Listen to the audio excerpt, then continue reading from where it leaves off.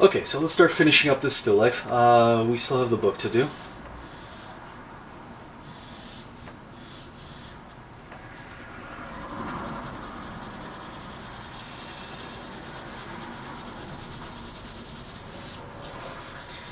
It's going a little bit darker here.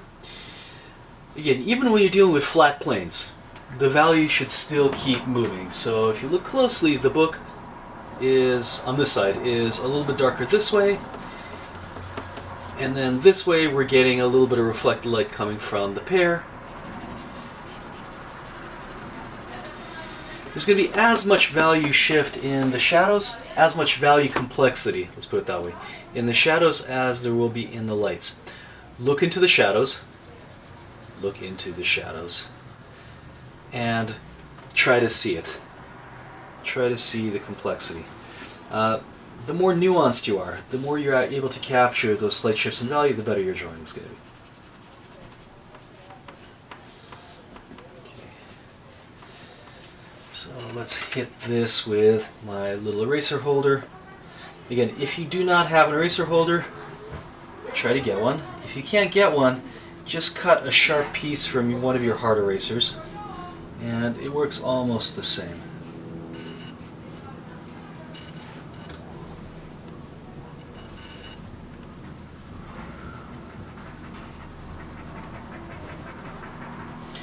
So I notice the book is a little bit lighter towards the bottom. I'm assuming because light is bouncing here and reflecting back in.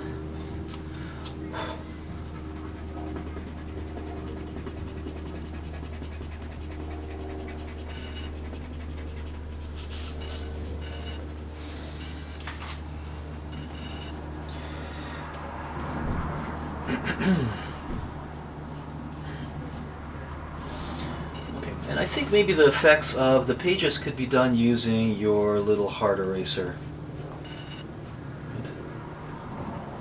So maybe some of the pages like this could be erased out. Look, by the way, your blending stump could also be used as a really subtle drawing tool. So if it's dark enough, you can also use your blending stump to put in some really subtle values this way, right?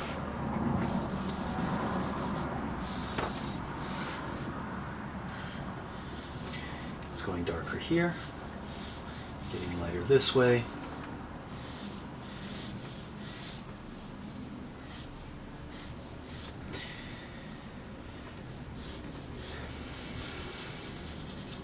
Guys, drawing for photographs obviously is not ideal. For one thing, this image is slightly distorted because, to be honest, I was using my camera phone. I was probably too close to the image. The smaller the lens, the more distortion you're going to get. So this kind of fisheye effect doesn't happen in real life. In fact, the angles here are so extreme. But the main reason why you shouldn't copy for photographs is that it simplifies values. It takes all the darker values and makes them look the same. Whereas in real life, there's lots of really fine distinctions. So when you guys are doing your homework, make sure you guys are working from observation. You'll be able to see your values a lot better.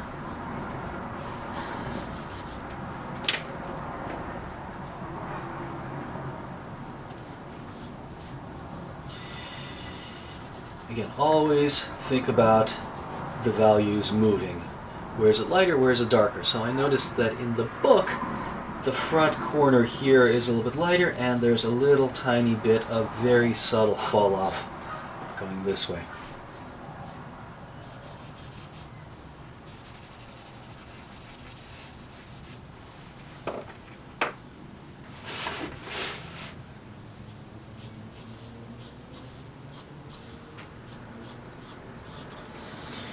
Okay, and then also make sure that you're dealing with the background and the table. Right, this is one of the quickest ways of making your drawing more complete looking. Right, if you think about it, the background, the table comprises probably a good 60% of this drawing. And chances are, in whatever still life setup you have, it will as well. So, don't forget about it. It's going to make your drawing more finished. And your homework assignment, if it's not there, I'm going to grade down. Right, do not leave your objects floating in some kind of vast gray expanse.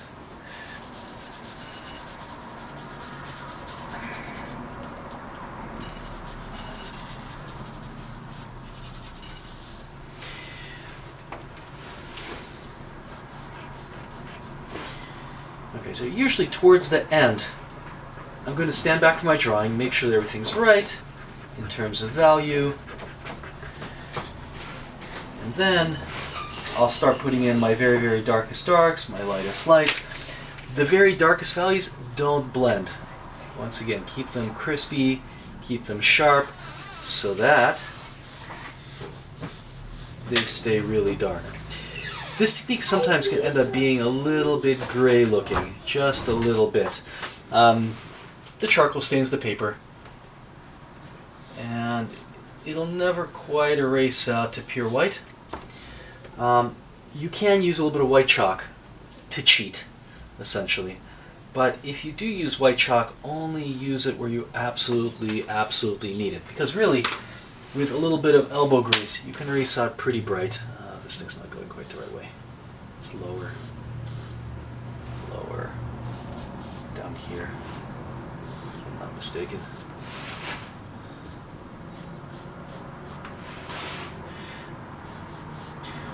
So once I correct this, I will show you how to add a little bit of white chalk. This is not permission to use white chalk absolutely everywhere. Don't do that. Don't, please.